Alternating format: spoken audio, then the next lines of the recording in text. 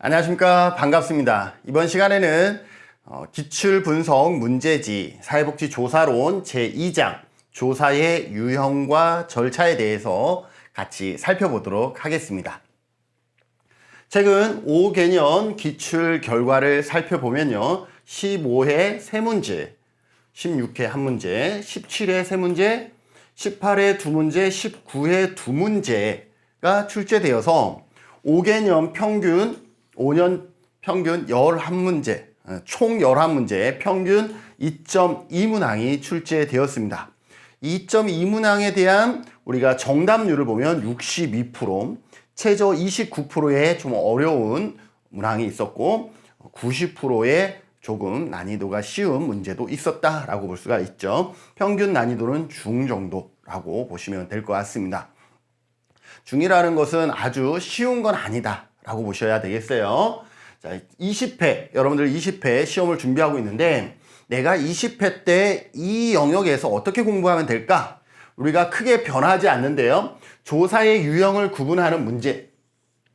조사의 유형은요, 다양하게 구분되는데 최근 시험에 많이 나왔던 것은요, 그거죠. 목적에 따른 유형과 그리고 시간에 따른 유형, 요 두 가지가 중점적으로 많이 나왔습니다. 그리고 조사 과정을 순서대로 나열하거나 해당하는 조사 과정의 단계를 고르는 문제. 이 문제는요, 쉬운 문제인데도 불구하고 쉽지만 정답을 찾지 못하는 이러한 응시생들이 좀 있는 편입니다. 제가 기본서에서도 설명을 했지만 이번에 문제를 어떻게 접근하는지 같이 살펴보도록 하죠. 그리고 분석 단위의 개념과 오류를 묻는 문제가 출제되고 있다. 그래서 이러한 부분에 대해서 우리가 집중해서 살펴보면 좋을 것 같고요. 모든 시험에서 사례를 제시해서 접근하도록 하는 그러한 경향이 있기 때문에 우리가 사례를 보고 그것을 해석할 수 있는 그러한 능력들을 좀 갖추시는 것이 문제 푸는 데 도움이 될 것이다 라고 생각되어집니다. 자, 1번입니다. 다음 관로에 알맞은 조사 유형을 모두 나열한 것은 그랬는데 조사 유형에 관한 문제입니다. 최근 시험에서 조사 유형 관련해서 문제는 어떠한 문제가 많이 출제되어지냐 하면 일반적으로 목적에 따른 유형. 목적에 따른 유형은 탐색적 조사, 기술적 조사, 설명적 조사, 이렇게 크게 세 가지로 나눌 수가 있습니다. 탐색적 조사는 어떤 것이냐면 우리가 모를 때 연구 상황이나 내용들을 제대로 이해하지 못했을 때, 잘 알지 못할 때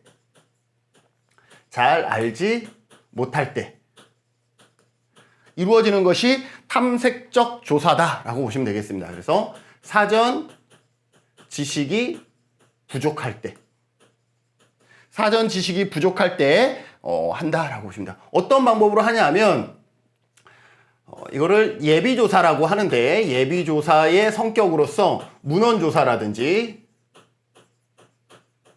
무슨 행정자료조사 이런 거 있죠. 그래서 이러한 문헌자료조사와 같은 이러한 형태로 탐색적 조사를 실시하게 됩니다. 반면 기술적 조사는 어떤 것이냐면 변수 간의 관계를 파악하는 것이죠. 변수 간의 관계를 파악합니다. 이 변수 간의 관계를 파악한다라는 것은 어떤 영향력을 파악하는 것이 아니라 말 그대로 변수 간에 같이 변하고 있느냐 이러한 것들을 보죠. 그래서 주로 분석은 상관 관계 분석을 하게 됩니다. 상관 분석을 하게 되고요. 우리가 빈도라든지 백분율 이러한 단어가 나오면 이거는 기술적 조사구나 라고 보시면 돼요. 반면에 설명적 조사는 인과관계, 변수 간의 인과관계를 파악합니다. 인과관계라는 것은 원인과 결과로서의 관계가 있느냐 이것을 파악하는 것이죠. 분석 방법은 회귀 분석을 씁니다. 이 정도 여러분들이 기억해 두시죠. 탐색적 조사는 어떤 것? 사전 지식이 부족할 때 예비조사의 성격으로 문헌조사와 같은 방법으로 실시한다. 기술적 조사는 변수 간의 관계를 파악하기 위해서 상관관계 분석을 하고 빈도나 백분율로 표현할 수가 있다. 설명적 조사는 인과관계를 파악한다. 즉 원인과 결과를 파악하는 어떤 회귀 분석을 통해서 파악할 수 있다. 이렇게 기억해 두시고요. 목적에 따른 분류 세 가지를 반드시 기억해 두셔야 됩니다. 그리고 시간에 따른 분류도 여러분들이 기억해 두셔야 됩니다. 시간에 따른 분류도 시험에 자주 언급되어지죠. 우선 횡단조사가 있고 종단조사가 있습니다. 크게 횡단조사와 종단조사로 나오는데 횡단조사는 일정 시점에 측정을 하는 거죠. 일정 시점에서 측정을 하고 있는 것을 횡단. 그러니까 보통 1회 측정이 이루어진다 라고 보시면 되겠죠. 반면에 종단조사는 일정 시간 간격을 두고 일정 시간 간격을 두고라는 것은 적어도 몇 회? 2회 이상 측정. 어떻게? 반복해서 측정하는 것을 종단조사라고 할 수 있죠. 여기에서 종단조사의 유형이 다시 나누는데 패널 조사와 경향조사와 동년배 조사로 나눈다라는 거죠. 가장 타당도가 높은 것은 패널 조사예요. 패널 조사는 같은 내용을 같은 대상에게 반복해서 측정하는 것은 뭐다? 패널 조사다라는 거죠. 그러나 이러한 패널 조사는 어떠한 문제가 있냐 하면 동일한 대상을 일정 간격을 두고 반복해서 측정을 해야 되기 때문에 그 패널 대상자를 추적해야 돼요. 만약에 김준은이 패널 대상자였는데 내가 미국으로 갔어. 그럼 미국까지 와서 과연 연구를 할 것이냐라는 거죠. 그리고 김준은이 전화를 바꿨는데 내가 전화를 바꿨다라는 것을 연구기관에 과연 통보해 줄 것인가? 이렇게 해서 대상자의 유실, 상실의 문제가 발생할 수가 있고 패널 미국까지 가서 설문을 해야 되기 때문에 비용이나 비용의 여건, 시간의 여건이 많이 들어간다라는 어려움이 있습니다. 그러나 가장 타당도가 높은 것은 뭐다? 패널 조사다. 이렇게 장단점을 기억해 두시면 좋겠습니다.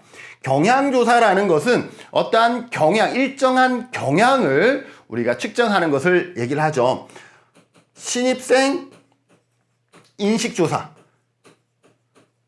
신입생 인식조사라고 해봅시다. 원래 신입생이 예를 들어서 2002년에 태어난 사람이 원래 신입생인가요? 잘 모르겠네요. 제가 산수가 약해서. 자, 2002년에 태어난 사람이 원래 대학교 신입생이라고 칩시다. 자, 그러면 원래 대학생 신입생의 인식을 파악하기 위해서는 2020년에 태어난 100명을 조사했어요. 그럼 내년이 되면 어떻게 될까요?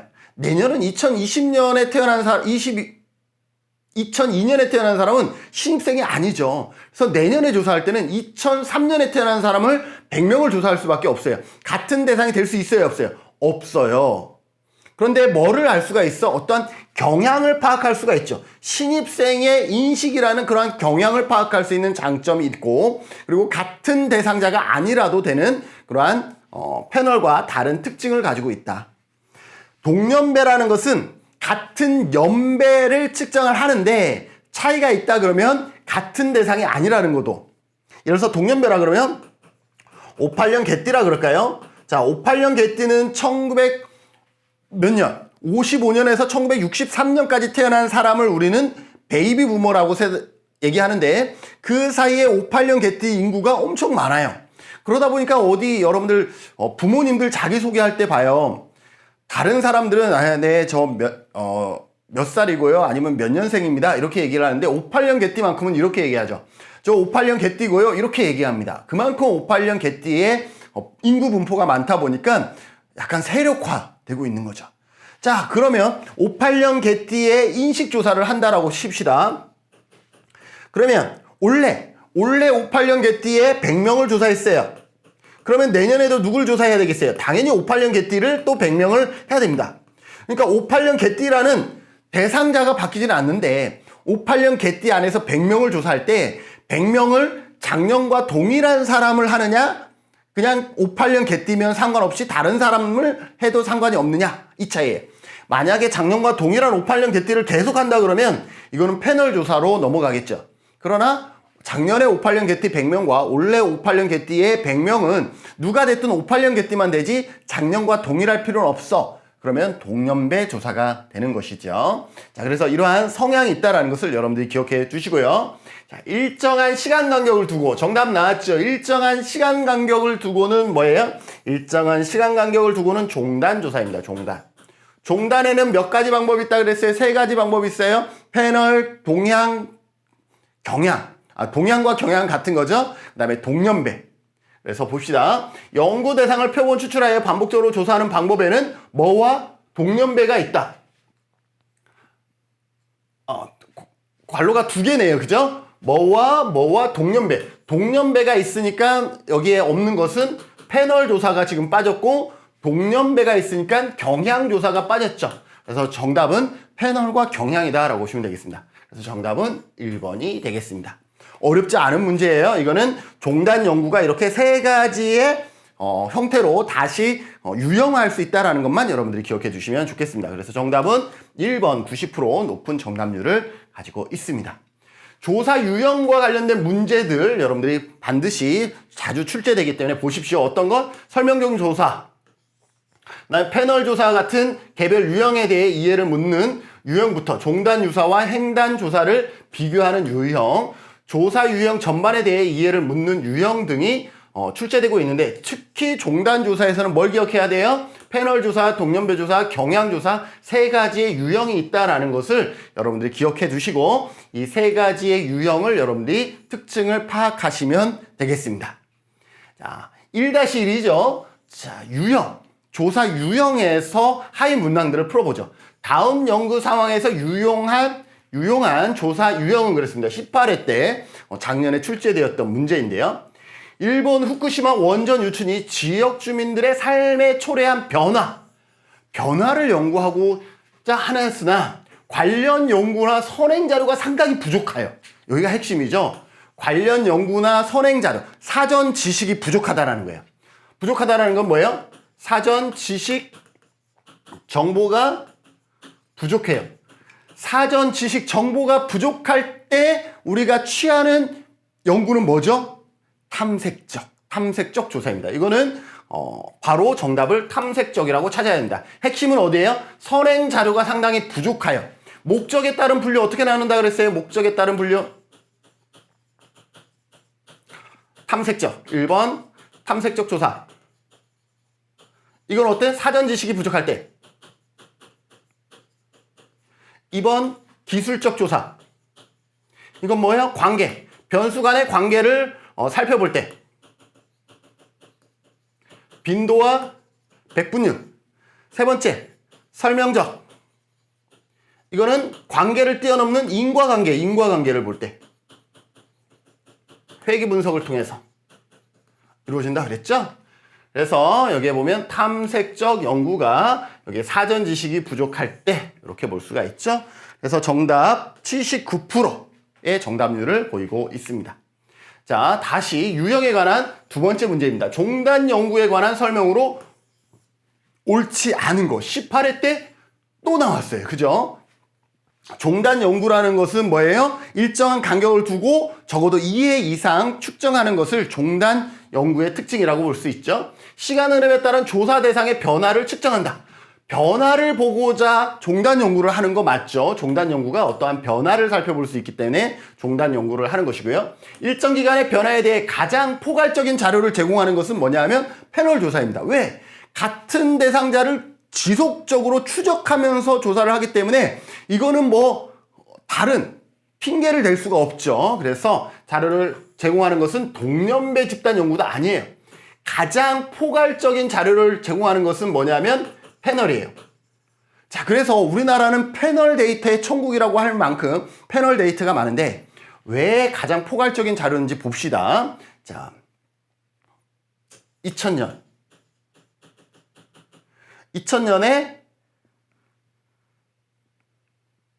2002년 자, 우리가 연구를 하는데 2000년에서부터 2010년생의 연구를 해요. 그래서 이분들의 삶에 대해서 계속 추적 조사를 하는 거죠. 자, 그러면 원래 2021년에 했더니 누가 자료에 있겠어요? 같은 대상을 계속 추적하다 보니까 누가 여기에 포함되어 있겠어요? 지금 조사에서 이 사람들이 계속 포함이 되는 거죠. 2022년에도 이 사람들이 계속 포함이 돼요. 자, 그러면 같은 대상을 일단 반복해서 측정했기 때문에 패널 데이터라고 하는 거죠. 자, 그런데 아까 얘기했던 2021년인데 2002년에 태어난 사람은 신입생이죠. 여기 봤더니 2000년부터니까 2002년 여기 있어 없어요. 2002년에 태어난 신입생도 조사 대상에 있죠. 그리고 내년에 보면 2003년에 태어난 사람도 이 대상조에 있죠. 자, 그러면 패널 데이터인데도 불구하고 이 2002년의 사람과 2003년의 사람의 결과값을 비교하면 뭐가 되겠어요? 신입생의 경향조사가 된다라는 거죠.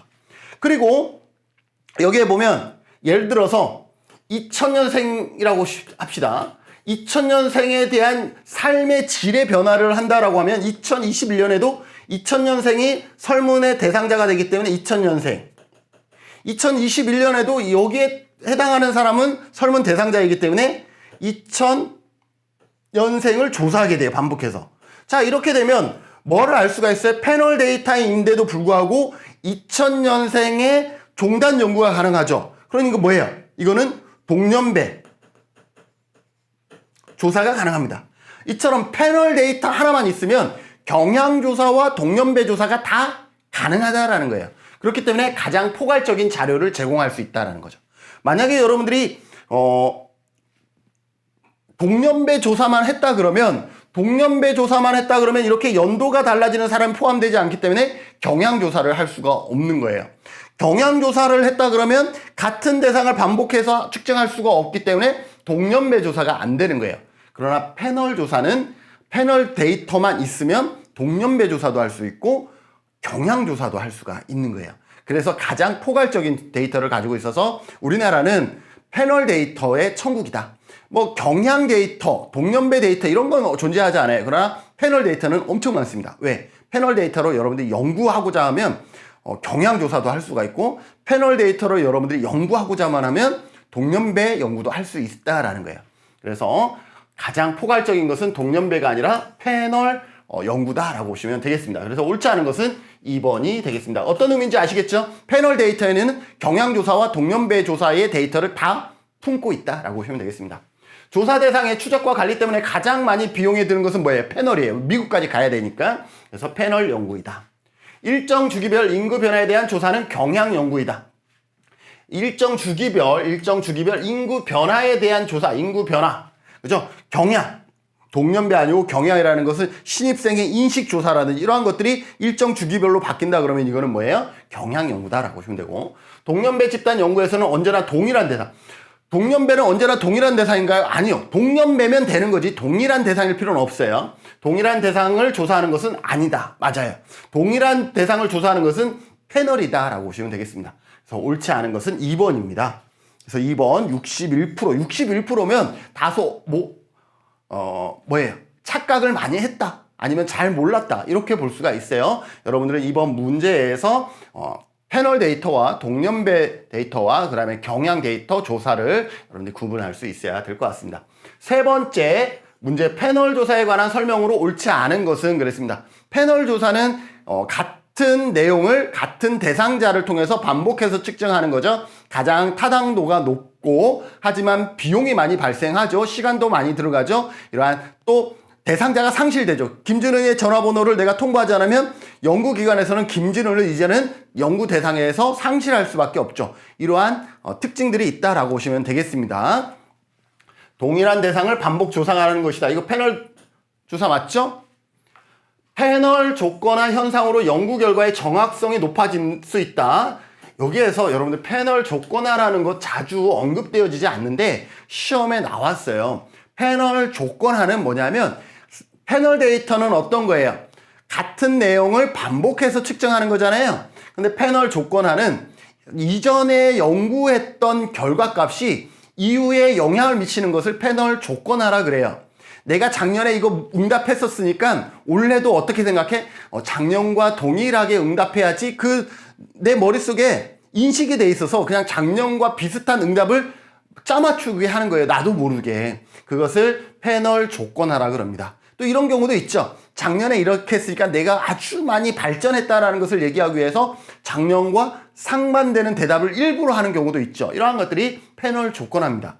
자, 이처럼 내가 작년의 결과에 반응해서 유사하게 대답하거나 작년과 많이 달라졌다라는 것을 강조하기 위해서 엉뚱하게 좀 대답을 한다 그러면 어떻게 되겠어요? 이 패널 조건화가 연구 결과의 정확성을 높이는 게 아니라 오히려 어떻게 되겠어요? 낮출 수가 있겠죠. 그래서 패널 조건화 자체는 지금 현 상태를 객관적으로 설명해야 함에도 불구하고 과거에 응답했던 것을 현재에 끌어오는 그러함으로 인해서 데이터의 정확성을 오히려 낮출 수가 있다는 거죠. 높을 수가 아니라 낮아질 수 있다. 그래서 옳지 않은 것은 여기가 잘못됐기 때문에 2번이 잘못됐습니다.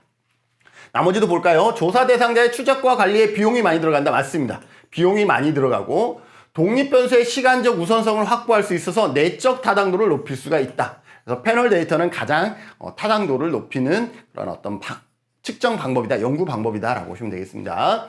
조사 대상자가 상실할 수 있죠. 전화번호 남기지 않으면 저를 이제는 추적할 수가 없잖아요. 그래서 상실로 변화를 확인하기 어려울 수 있다. 이러한 한계가 있습니다. 그래서 실제로 아까 우리나라는 패널 데이터의 천국이라 그랬죠. 그러면 예를 들어서 처음에 10,000명을 시작해서 연구를 하다가 보면 시간이 지나면 지날수록 10,000명으로 시작했지만 대상자 상실로 인해서 예를 들어서 7,000명으로 떨어져요. 그러면 어떻게 되느냐? 이때 다시 보충을 해요. 10,000명으로 보충을 하는 거죠. 왜? 상실한 사람을 우리가 다시 찾는 것은 어렵기 때문에 데이터를 다시 추가해서 여기서부터 또 다시 이 10,000명을 계속 관리하는 이러한 체계로 가고 있다라고 보시면 되겠습니다. 그래서 정답은 2번이 되겠습니다. 정답률 엄청 낮죠. 패널 조건화라는 의미를 잘 몰랐기 때문에 정답이 낮았을 수가 있고요. 그렇더라도 우리가 나머지를 확실하게 알면 되겠죠. 동일 대상을 반복하는 거 확실하게 맞아요. 그죠? 조사 대상의 추적과 관리에 비용이 많이 들어간다. 확실하게 맞아요. 독립변수의 시간적 우선성을 확보할 수 있어서 내적 타당도를 높일 수 있다. 확실하게 맞아요. 그리고 조사 대상자의 상실로 변화를 확인하기 어렵다. 확실하게 맞습니다. 그래서 옳지 않은 것은 2번이 된다라는 것. 여러분들이 역으로도 답을 찾을 수 있어야 될 것 같습니다. 네 번째 조사 유형에 관한 하위 문항입니다. 다음에서 설명하는 조사는 기초연금의 노인 빈곤 감소 효과를 알아보기 위해 동일한 노인을 표본으로 10년간 매년 조사했다. 핵심은 뭐예요? 동일한 노인을 대상으로 10년간 매년 뭐예요? 반복했다라는 거죠. 일정 기간, 주기, 매년마다 반복해서 측정을 했다라는 거죠. 동일한 대상을 반복해서 측정하는 것을 뭐라 그래요? 패널이라고 얘기를 하죠. 그래서 정답은 바로 3번 나옵니다. 그래서 3번 81%가 3번을 잘 찾아주셨습니다. 그래서 이러한 부분들은 여기에서 핵심 키워드가 뭐냐? 이러한 부분들을 우리가 잘 짚으셔야 됩니다. 조사 유형에서 핵심 키워드는 뭐예요? 내가 사전 지식이 부족하냐? 탐색적 조사. 내가 빈도냐? 백분율이냐? 단어가 들어가면 기술적 조사. 인과관계라는 단어가 들어가면 설명적 조사. 이렇게 보시면 되고요. 그 다음에 한 일정 시점에서 연구하면 횡단조사. 일정 시간 간격을 두고 하면 종단조사. 종단조사에서도 같은 대상을 반복하면 패널조사. 같은 경향을 파악한다 그러면 경향조사. 그 다음에 같은 대상, 같은 동년배, 58년 개띠라든지 베이비 부머 세대라든지 이러한 집단을 연구를 하게 되면 동년배 조사. 이렇게 핵심 키워드를 여러분들이 지문에서 찾을 수 있어야 되겠습니다. 자, 두 번째 시험 유형으로는 어떤 것이 있느냐라는 거죠. 어떤 방법에 대한 것이죠. 다음 중 옳지 않은 것을 그랬습니다. 다양한 그죠? 조사 방법에 대한 얘기들이 나오는데 한번 살펴보도록 하겠습니다. 자, 우편 설문은 어때요? 우편 설문은 비용이 저렴해요. 시간과 비용을 절약할 수 있어요. 교수님, 우편 설문이 왜 시간과 우표값도 들어가고 이러죠? 그래서 여러분들이 여기에 시험 볼 때는 상대적인 것이기 때문에 우편 설문조사는 면접과 비교하세요. 자, 여러분들 미국에 있는 사람을 가서 면접하고 오는 게 비용과 시간이 적겠습니까? 우편으로 설문 받는 것이 비용과 시간이 적게 들어갑니까? 우편이 훨씬 적겠죠? 그죠? 그래서 우편 조사는 비용과 시간이 적게 들어간다. 반면에 면접 조사는 엄청 많이 들어간다. 이렇게 보시면 되겠죠? 원래 표본으로 추출된 응답자가 응답하지 않을 수 있다. 그런데 여기 지문은 다른 내용이죠. 우편 설문을 했더니 원래 표본으로 추출된 응답자가 응답하지 않을 수가 있다. 상식적으로 생각해 보세요. 그러겠죠? 김진훈한테 설문해달라고 여러분들이 설문지를 보냈어. 근데 김진훈이 귀찮아갖고 아들아 저거 대충 알아서 너가 아빠라고 생각해서 체크해. 이렇게 얘기하겠죠? 그 맞는 설명이다라는 거죠. 자, 실험 설계라는 것은 뭐예요? 우리 지금 다 배웠던 것 중에 순수 실험 설계. 우리 배웠기 때문에 순수 실험 설계. 유사 실험 설계.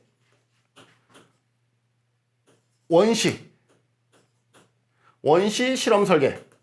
이러한 부분들이 있죠. 이 실험 설계들을 얘기합니다. 순수 실험 설계는 어떤 거예요? 통제 집단,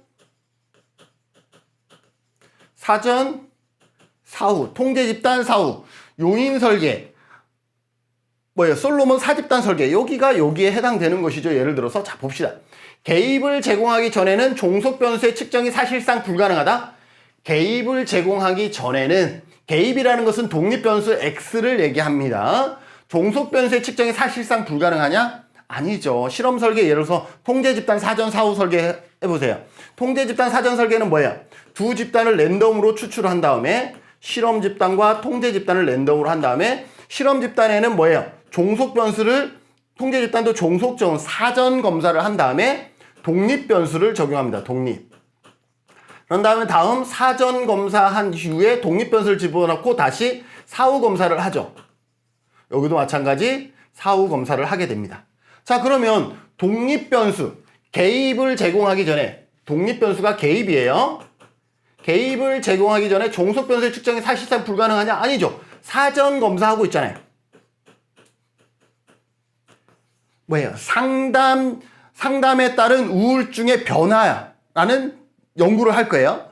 자, 그러면 독립 개입은 뭐예요? 상담이에요.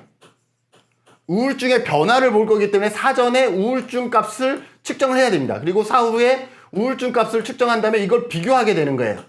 자, 그러면 개입하기 전에 우리 뭐 했어요? 우울증 값을 측정했죠.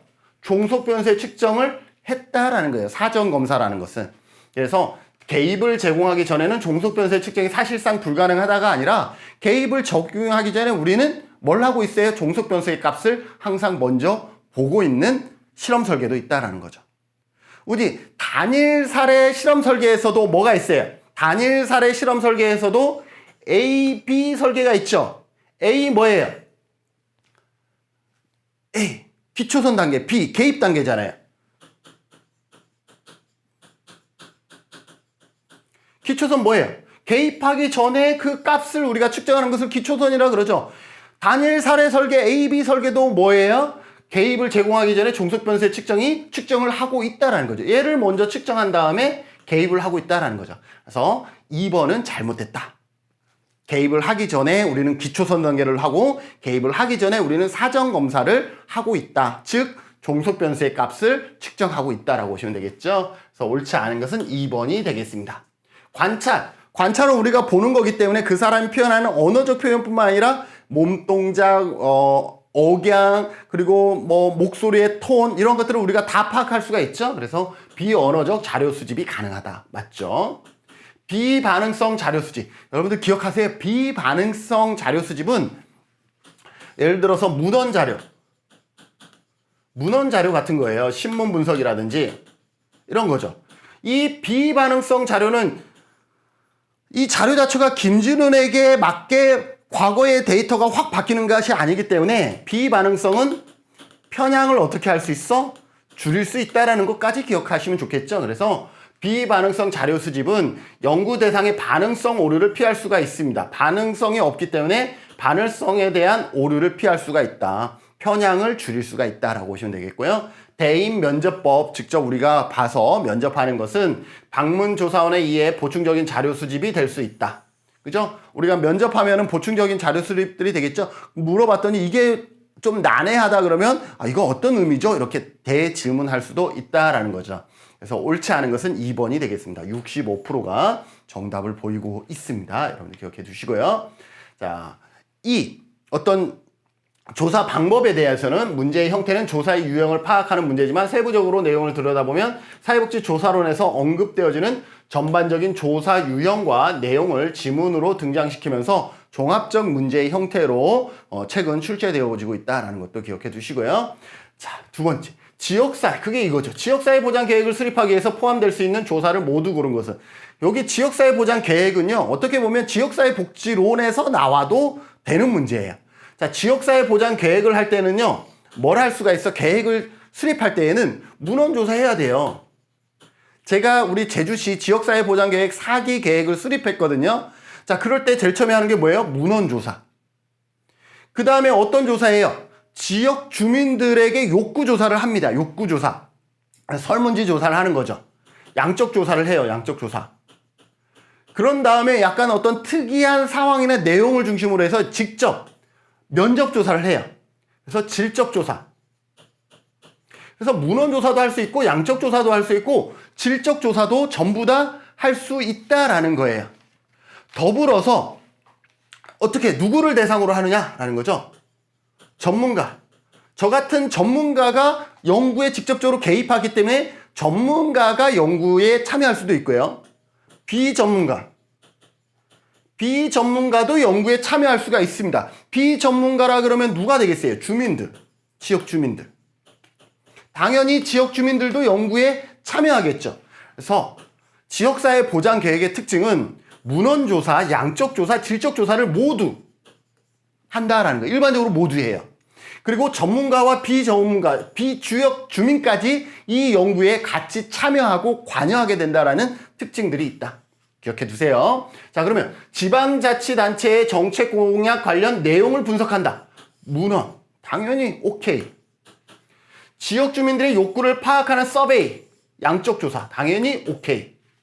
복지 전문가 대상 초점, 전문가 대상 초점 집단 면접이라는 것은 이거는 질적 조사에 가깝겠죠. 얘도 오케이. 그리고 전문가도 오케이.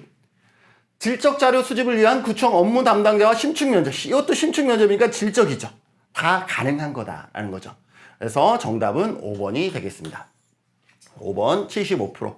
그래서 여러분들 지역사회 보장 계획은요, 특징이 있어요. 여러분 지역복지론의 특징, 가장 큰 사회복지 실천과의 다른 점은 뭐냐면 전문가뿐만 아니라 비전문가도 참여한다라는 거. 전문가뿐만 아니라 비전문가인 지역 주민도 참여한다라는 것 특징이고요. 그 다음에 특히 지역사회 보장 계획은 우리가 지역의 전체적인 문제를 파악하기 위해서 문헌조사와 양적조사와 질적조사를 모두 병행해서 실시한다라는 것 여러분들 기억해 두시면 조사론뿐만 아니라 지역사회 보장, 지역사회 복지론도 우리가 같이 공부했다라고 우리가 여겨질 수가 있겠습니다. 자, 다음의 내용에 관한 설명으로 옳지 않은 것입니다.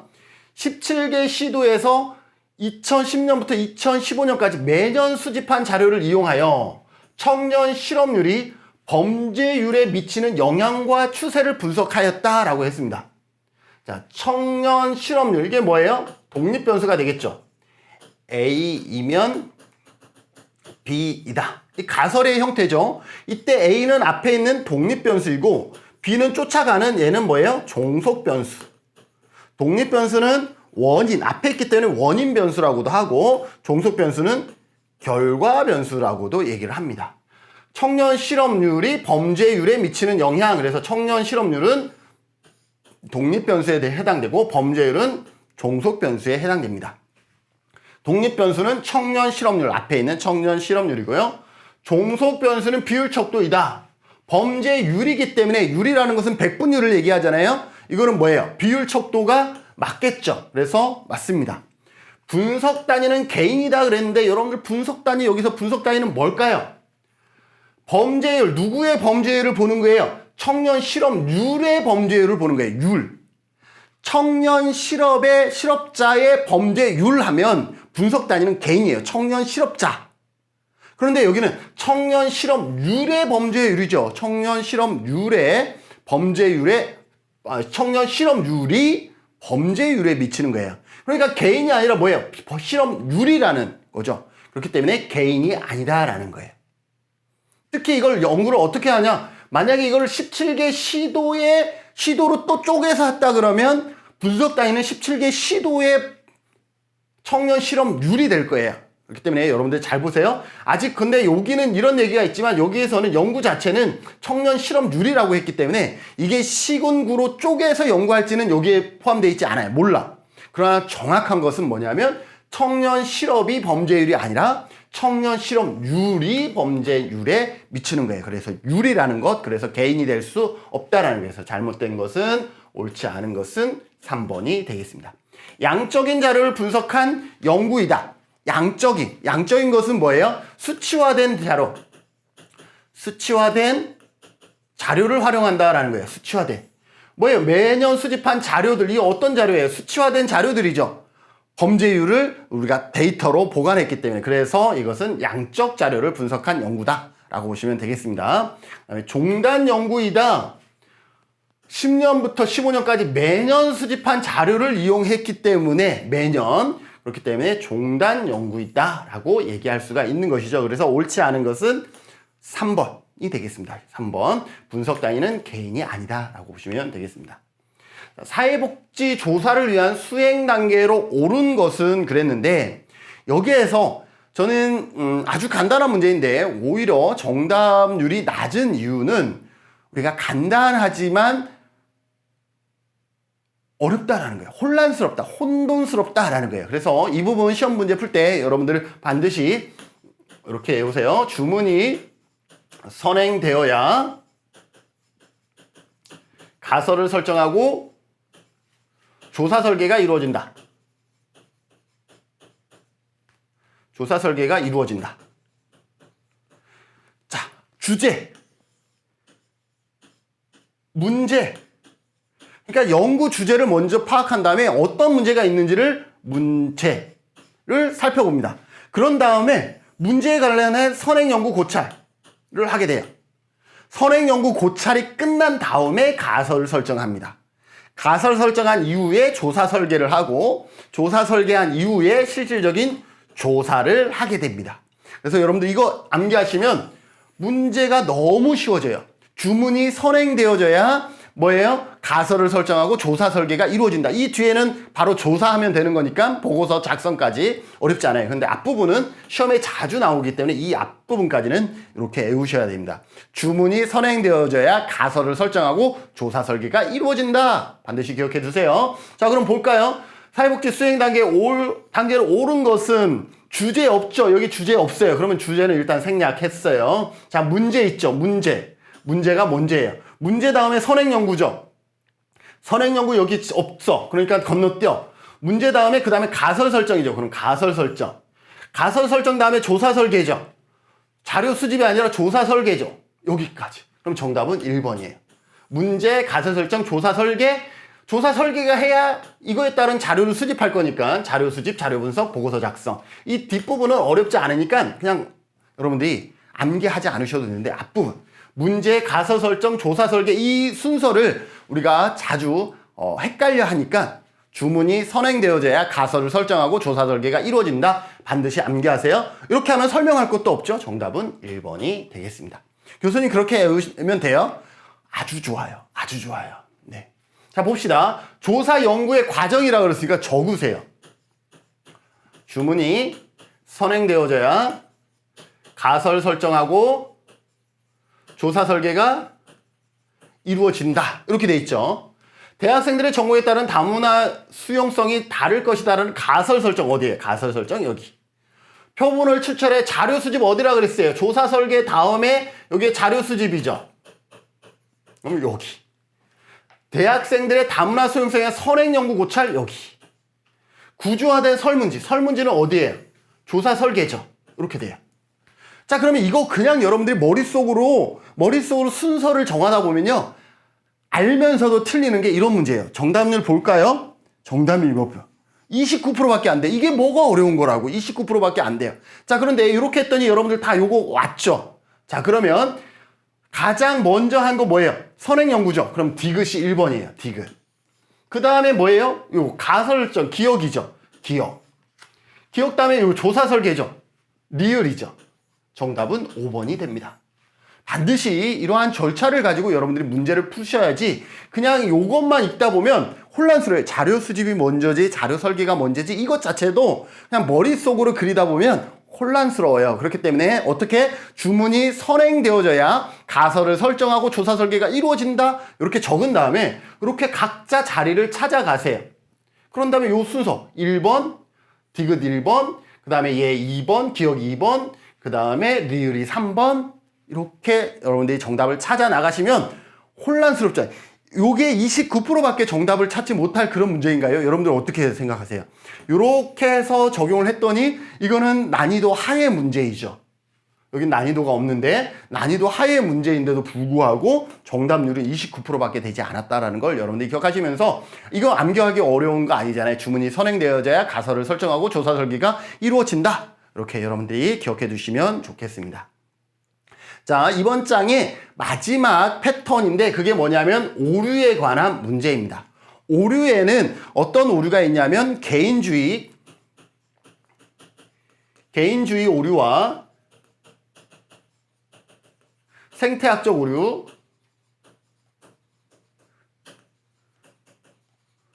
환원주의 오류가 있습니다. 자, 여기에서도 여러분들이 헷갈려 하니까 이렇게 하세요. 개인주의 오류는 개인을 연구했어.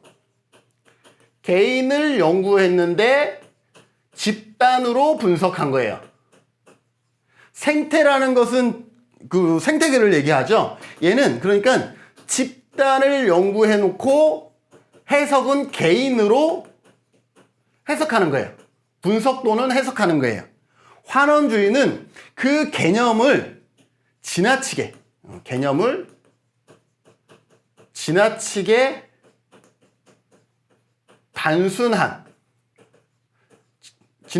단순하게 뭐예요? 단순한 요인으로 환원시키는 거예요. 단순한 요인으로 환원시키는 것을 환원주의라고 얘기를 합니다. 자, 그러면 봅시다. 17개 시도를 조사하여 대학 졸업 이상의 인구 비율이 높은 지역과 낮은 지역을 비교했죠. 높은 지역과 낮은 지역을 비교했으니까 이거는 집단을 연구한 거죠. B의 중위 소득이 더 높음을 알게 되었다. 이를 통해서 학력 수준이 높은 사람. 얘는 연구였고 연구를 통해서 해석을 어떻게 했어? 학력 수준이 높은 사람이 낮은 사람에 비해서 개인으로 해석하고 있어요. 이건 뭐예요? 집단을 연구하고 개인으로 해석한 것은 뭐다? 생태학적 오류다. 그래서 정답은 4번이 되겠습니다. 정답률이 43%밖에 안 돼요. 이건 그럴 문제는 아닙니다. 43%밖에 정답률이 나올 문제는 아니다라는 거죠. 그래서 여러분들이 기억할 것은 개인주의면 개인을 연구하고 이걸 기억하세요. 생태는 집단을 연구하고 개인으로 해석한 것 이러한 부분들을 여러분들이 기억해 주시면 이 문제에 그렇게 어렵게 접근할 문제는 아니었다라고 볼 수가 있습니다. 자, 이상으로 기출분석 문제집 우리 기본서를 기준으로 2장 조사의 유형과 절차에 대한 부분들을 우리가 풀어봤는데 오류, 어렵게 접근하지 마시고 개인주의 오류는 개인을 연구한 다음에 집단을 해석한 거예요. 김진웅과 길동이를 조사했는데 김진웅은 기독교인인데 싸가지가 없어. 그래놓고 나중에 해석은 어때? 그래서 기독교인들은 싸가지가 없어. 이렇게 해석하는 거예요. 제가 교회 다니기 때문에 그냥 기독교를 그냥 얘기한 거예요. 자, 싸가지가 없어. 이렇게 해석하면 돼요? 안 돼요? 안 되죠. 그건 김진은이 개인적으로 싸가지가 없는 거지 김진은이 교회 다니는 거랑 기독교인이 싸가지 없는 거랑은 다른 것이다라는 거. 이렇게 해석하는 것은 뭐예요? 개인주의 오류예요. 그럼 반대로 이렇게 할 수도 있죠. 종교를 연구를 했어요. 그래서 세 개, 기독교와 천주교와 불교를 연구한 다음에 천주교가 가장 개인주의적인 성향이 높다. 이렇게 됐어요.